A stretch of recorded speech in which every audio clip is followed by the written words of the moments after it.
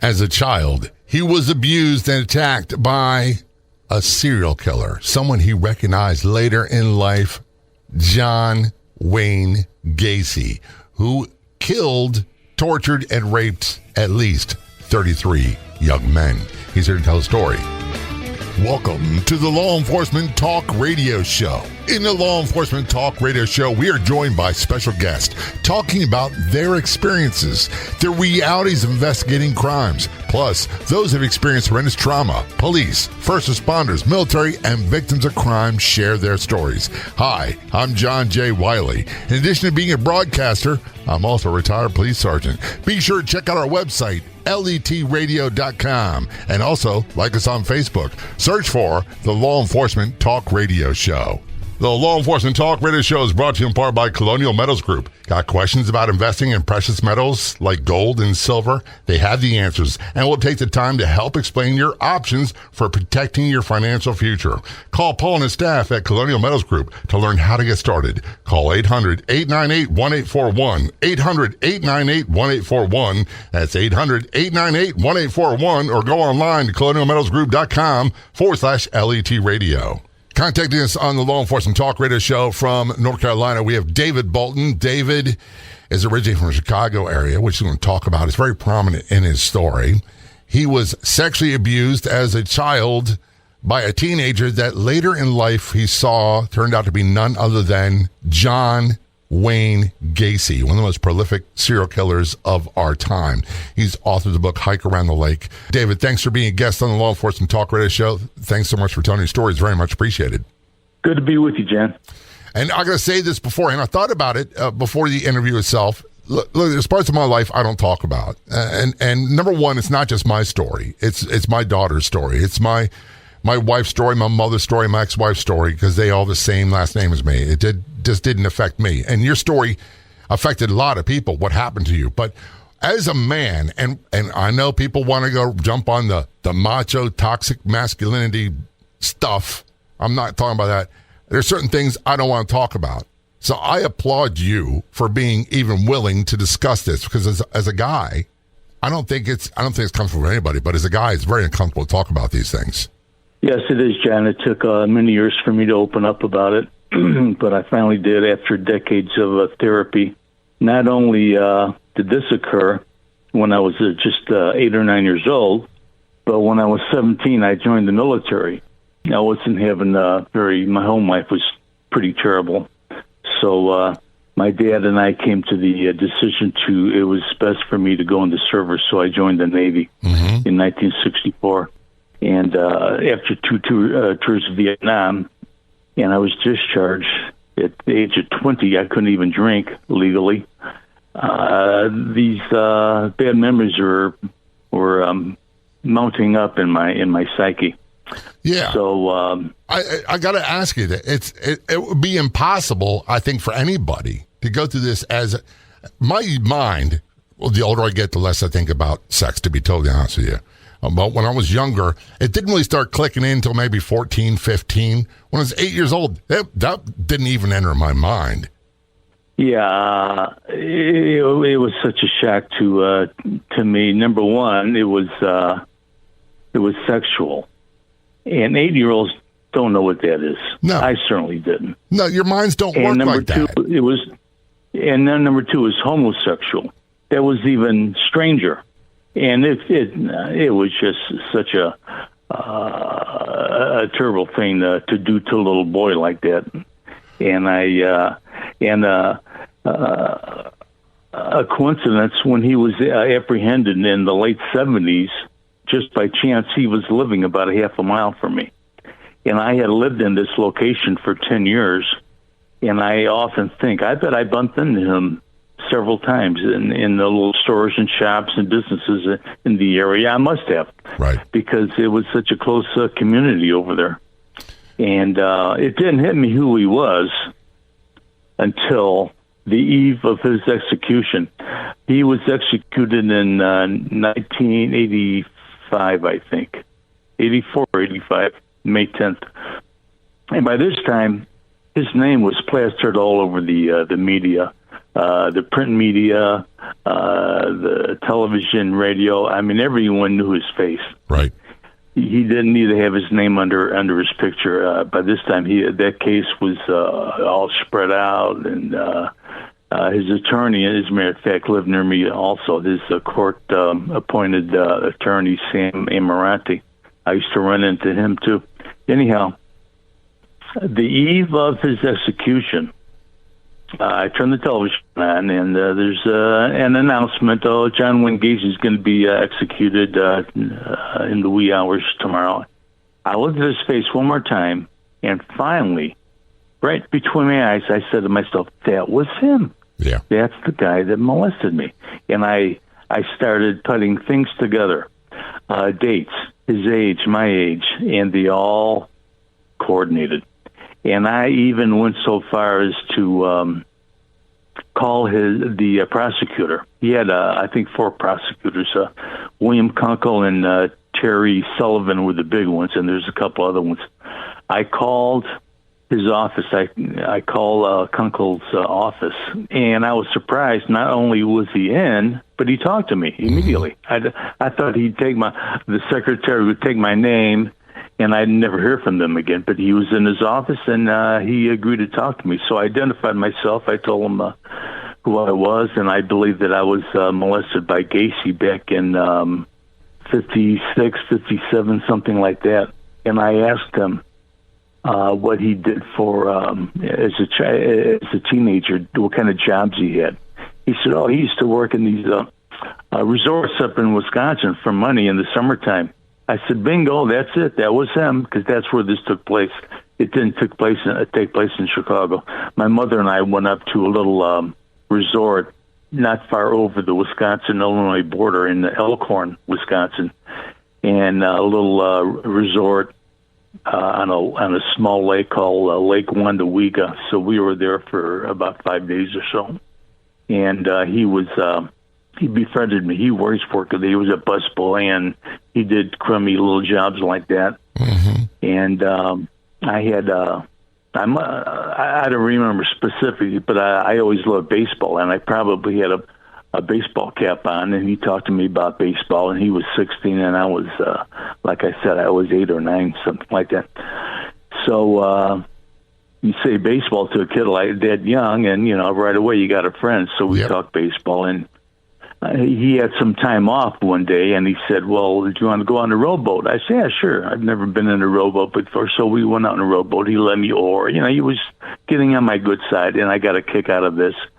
So I rowed out. It was a small lake. It wasn't a very big lake. In fact, this is the only resort on the lake. And so we went to out in the lake, and I rowed, and that was I oared. And I rowed with the oar, and it was fun. I never did that before. So anyhow, isn't that when the term they use nowadays? And by the way, in the 1950s, I was born in 1958, so I'm a little younger than you, but we didn't talk about things like this, and it wasn't on the radar of our parents. We didn't think like that. So this whole concept of grooming, taking the youngster out on the rowboat and all that stuff, it seemed perfectly harmless. Mm-hmm. Oh, I'm so glad that someone has an interest in Johnny, and I got a free moments, and we don't think horrible things could be happening. And I really want to get through to people is a lot of what Dave is going to talk about. Nowadays, we go, that would never happen, because we don't, we are more exposed to that. But back then, it was a different story. If you want to be a guest on the Law Enforcement Talk Radio Show, simply contact us. It couldn't be easier. You can send us a message on Facebook. Look for and like the Law Enforcement Talk Radio Show page, or email jay@letradio.com. That's JAY@letradio.com. This is the Law Enforcement Talk Radio Show. We'll return to our conversation with David Bolton, who was molested by someone that turned out to be John Wayne Gacy. He's author of the book, Hike Around the Lake. This is the Law Enforcement Talk Radio Show. Don't go anywhere. We'll be right back.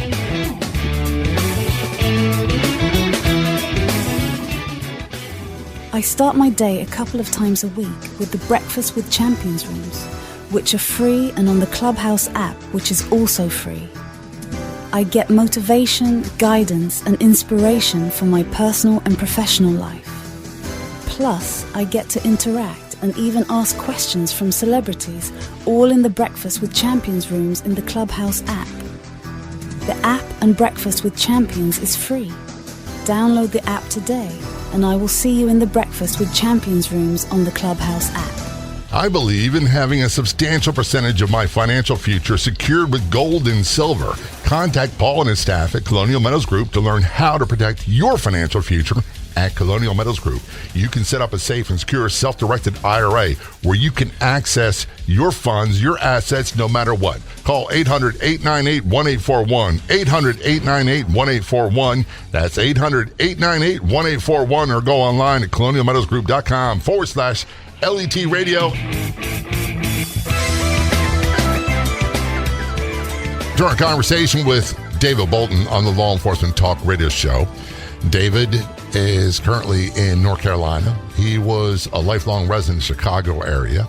And as a youngster, around 8 years of age, he went on vacation to Wisconsin around a lake, and he was abused, attacked by someone that later turned out in life to be John Wayne Gacy. Now, if that name sounds familiar to you, John Wayne Gacy is one of the most prolific serial killers of our time.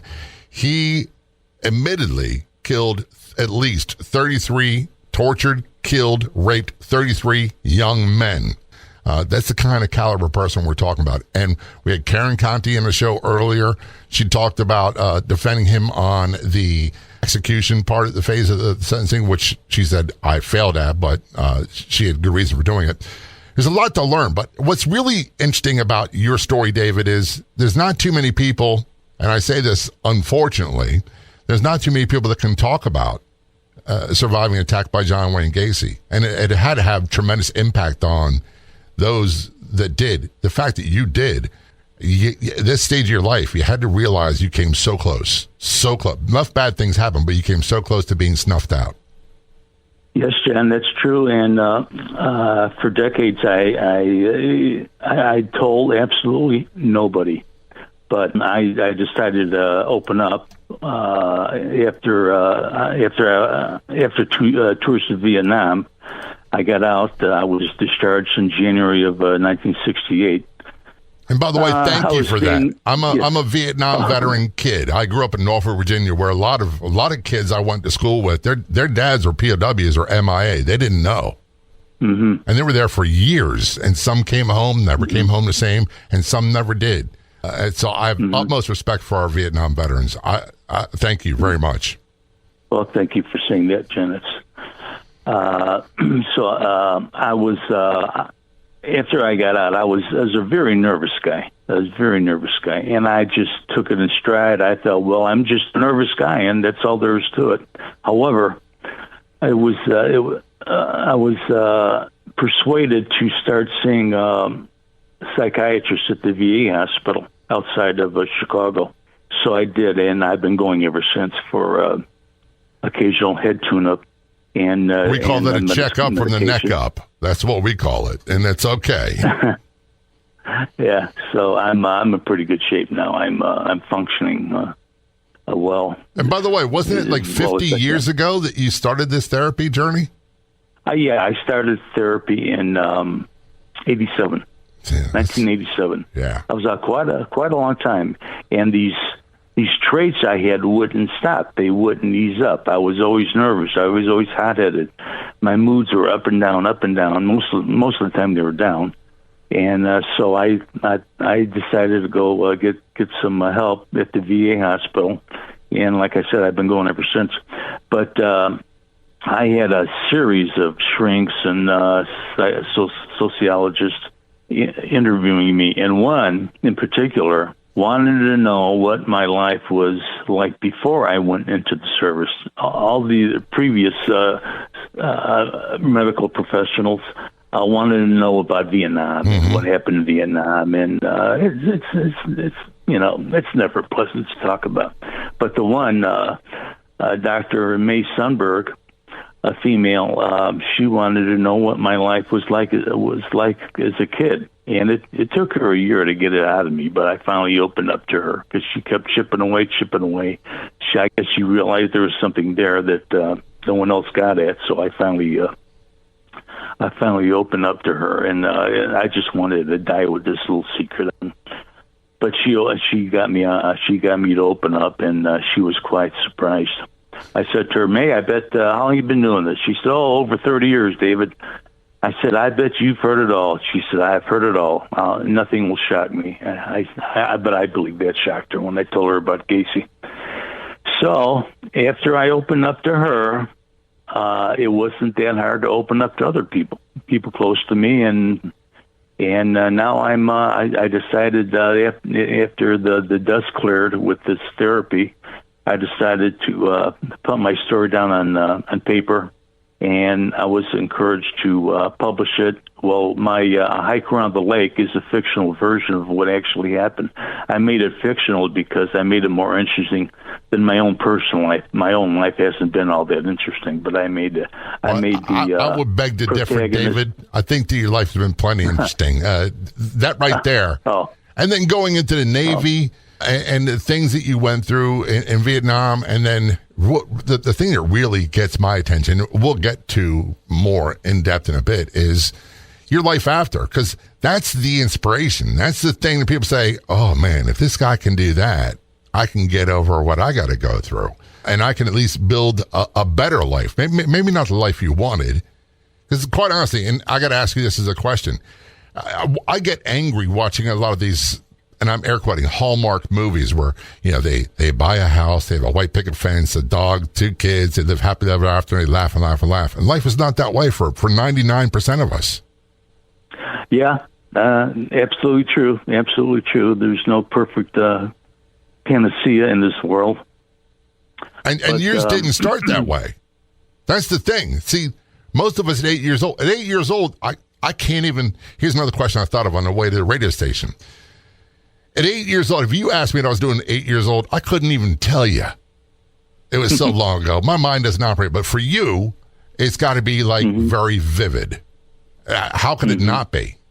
Yeah, like I said earlier, the sexual thing. 8-year-olds don't know what this is. They don't know. They know the 2 genders, boys and girls, and that's about it. They don't know intercourse. Plus, I know what you're saying. It doesn't matter. It doesn't matter. Yeah, it's totally foreign concept. And he told me, if I don't comply, I'll drown you in the water. People drown all the time. Now, my mother wasn't a real warm woman. I knew that I couldn't start crying and, no, don't do this. I couldn't do it. It wouldn't have helped. So I complied. That's all I knew how to do is comply. Well, number one, how could you fight back? At 16 years of age, you're 8. There's a huge size difference. I don't care. Movies, they tell you the small guy can win. No, the small guy usually doesn't win. No, especially when you're that age. He was, 8. I wasn't I didn't know how to fight. No. It's a good point. It would have been impossible. Had he drowned me? Who knows? Because not long after this, he admitted to killing his first kid. That's I think he was really 18 when he killed his first kid. Amazing part. We're talking with David Bolton. David's got a really interesting, powerful story. He was sexually abused as a child, about 8 years old, by then teenager John Wayne Gacy. And John Wayne Gacy was one of the most prolific, and I hate to use that word, serial killers of our time. He admittedly tortured, raped, and killed 33 young men. 33. That's like 3 football teams. And most of them are buried in the basement of his house in Chicago. He's also written a book, Hike Around a Lake, about the incident, which is a fictional version of what happened. And when we return to our conversation with David on the Law Enforcement Talk Radio Show, we're going to take a deep dive into his progress after. Don't go anywhere. We'll be right back. Colonial Metals Group has helped me create a self-directed IRA where I can have direct access to my assets. Let the team of experts Paul and his staff at Colonial Meadows Group help you protect your family's future, giving you great information for free. Their level of professionalism and ability to listen make it easy for you to learn everything you need to know about preserving all you work for. Call Paul and his staff at Colonial Meadows Group, 800-898-1841, 800-898-1841. That's 800-898-1841, or go online to colonialmeadowsgroup.com/LET radio. Remember, let Paul and his staff at Colonial Meadows Group give you more information.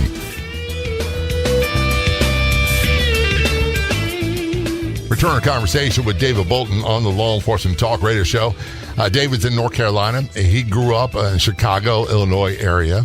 He was sexually abused as a child, about 8 years of age, by a then teenager.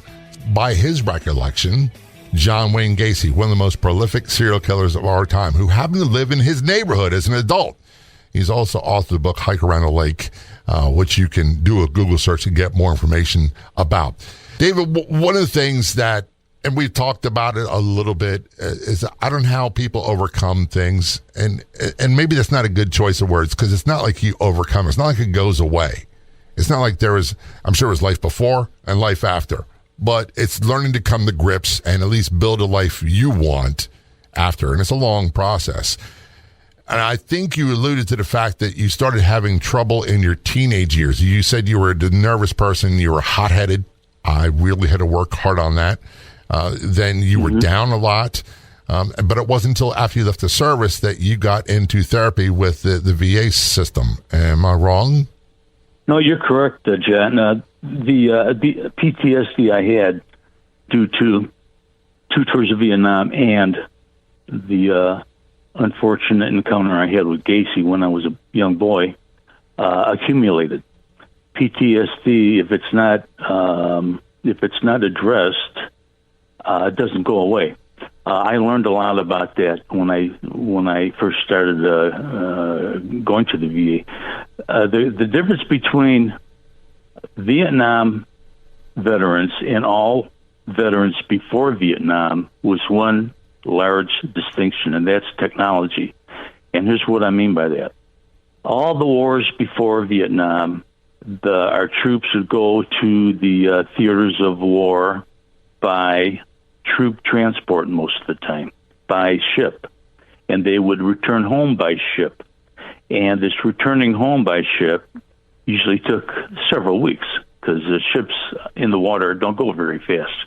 So this time, they would, in effect, deprogram one another, right?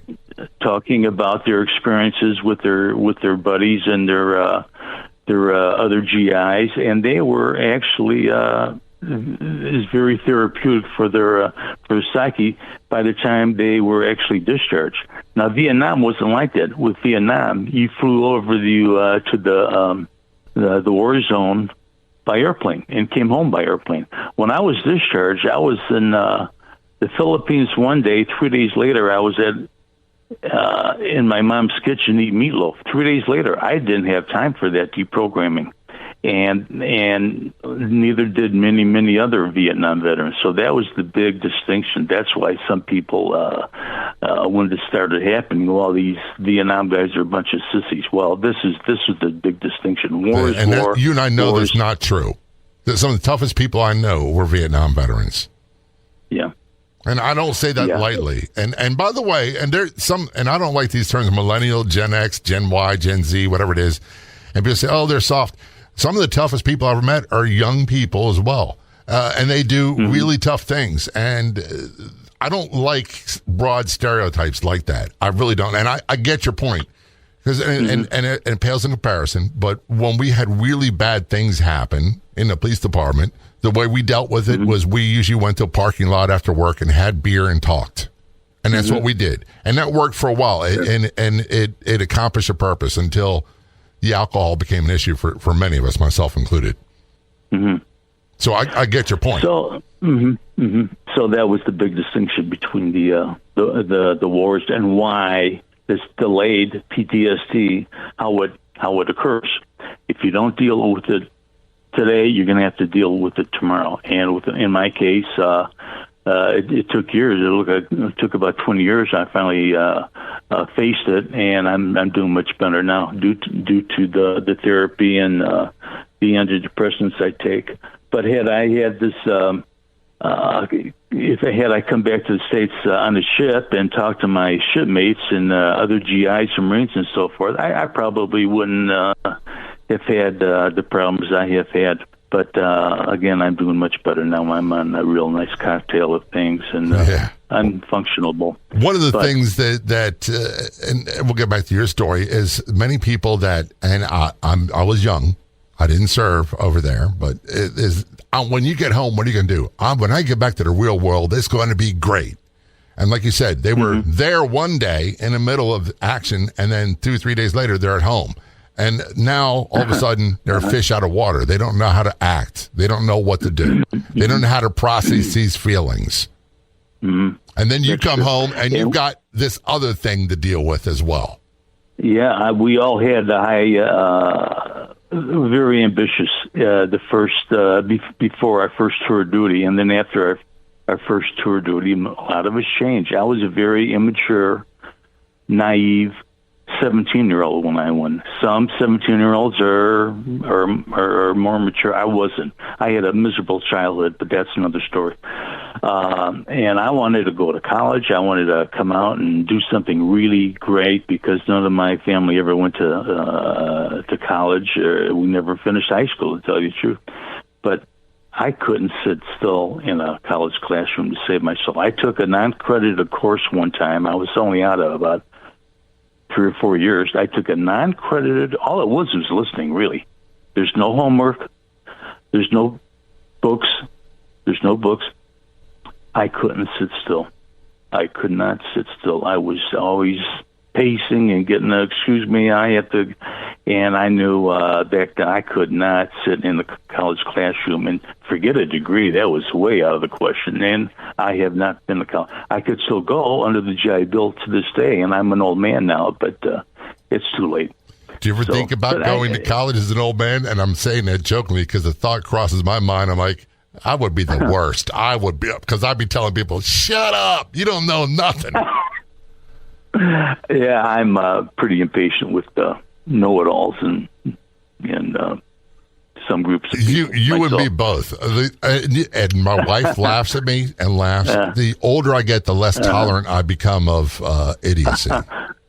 I'm the same way, John. Same way. I stay away from places I don't think I'd fit in. So look, I don't go where I'm not invited, and I just find it's a lot easier for them. It's a lot easier for me. And guess what? I don't have to worry about it. I used to, and I'm sure I'm gonna ask you this. I used to worry that I would snap on people, and my internal reaction was far worse than anything that was seen on the outside. But what gets me in trouble more than anything else, even to this day, is my mouth. When I say, oh, yeah, and another thing, that's when it's on. And it's usually when I've got to make serious amends for my behavior. Can you relate? I've had those problems too. But, again, the older you get, the smarter you get, and you avoid those things. Certainly. And so we're talking with David Bolton, and we were talking about you came home and you said something very profound, and I think a lot of people don't really get it. I started drinking. I was 15 actually, but that was illegal at the time, and I'm not recommending it. But you said when I did 2 tours of duty in Vietnam, then came home, I still wasn't even legally able to buy alcohol. How significant was that for you? Yeah, I was only 20 when I was discharged. 20 and 2 tours of Vietnam. That was kind of unusual. So you would think. And Lord knows I never had a drink. No, I had a few beers, and from time to time it'd get out of hand. But it was never.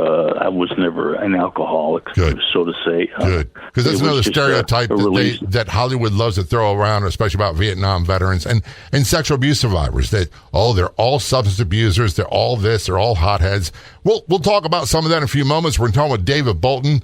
He survived as a young child. He was 8 years old. A sexual assault by John Wayne Gacy. He wrote the book Hike Around the Lake, a fictionalized version about the attack. and his life afterward. When we return, that's exactly what we're going to talk about. Of all the radio stations in the United States, there are no other shows like the Law Enforcement Talk Radio Show. And on Facebook, there's only one official page. Do a search on Facebook for the Law Enforcement Talk Radio Show. Don't go anywhere. We'll be right back. I host a room every Monday at 6:30 a.m. Eastern with Julie Loken, mostly about personal and professional growth, and am a frequent contributor every weekday morning in the Breakfast with Champions rooms in the Clubhouse app. Both the Clubhouse social audio app and Breakfast with Champions rooms are free. You'll find motivation, guidance, and inspiration for your personal and professional life. The Clubhouse social audio app and Breakfast with Champions is free. Download the Clubhouse social audio app today. Return our conversation with David Bolton on the Law Enforcement Talk Radio Show. David is, man, what a great interview, by the way, David. David is, he was sexually abused as a child by then teenager John Wayne Gacy on the outskirts of Chicago and Wisconsin, where he spent most of his life in Chicago. He's now in North Carolina. He wrote the book Hiker at a Lake, which is a fictionalized version of the attack in his life afterward. And I really appreciate you, David, telling your story because, again, we said earlier, a lot of people don't want to talk about things like this, and a lot of men don't want to talk about this. I'd rather keep it a secret and take it to my grave. I think you said that twice. Mm-hmm. Yeah, well, I was a normal kid. I love sports. I love baseball, football, and hockey. And the house we lived in we had acres and acres of forest preserve, and it was just ideal for kids to participate in these activities. It was just a short walk from my house. And when you get old, you get bigger, and you go through puberty and so forth, and you start appreciating girls. And then you got this memory. How does this add up into my own personal life here? This thing that happened to me. I never told a soul until, like I said earlier, until I shrank at the VA hospital. I wish I could just erase this part, but you can't erase this part of growing up. And if I had the courage to tell a buddy, even back then, when I was 12, 13, 14 years old, how do you even put into words? Would your buddy be sympathetic, empathetic? Would he tease you? Would he tell other friends? And then that wouldn't be any good. Right. So I just closed the book. I put the book in the bottom of the closet and never opened the closet anymore until decades later. And I'm happy I came out with it now because it's not such a horrible secret that's been eating at me like it did for all those years. So I'm able to talk about it, and it didn't really have a big negative impact on my life. I live with it. I wish it didn't happen. It's a terrible, horrible memory. I wish I could snap my finger and it'd go away, but that's not going to happen. So I'm an old man now, and it's okay to be an old man because a lot of people don't get that privilege. What's the old saying? Growing older is a privilege denied to many. And I gave up on trying to figure out why some people that were so good didn't make it. And here I'm still around. There must be a reason why I'm still around. It's not for me to figure out.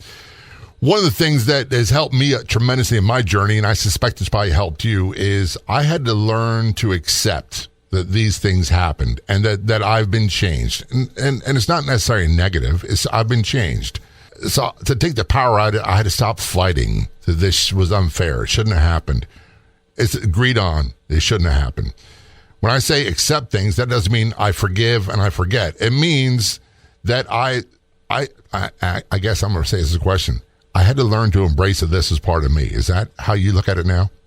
Yeah, John. I feel the same way. You just have to live with it, and like it or not, you have to live with it. And life goes on, and you just don't try not to let it get the best of you. What I've done, I was after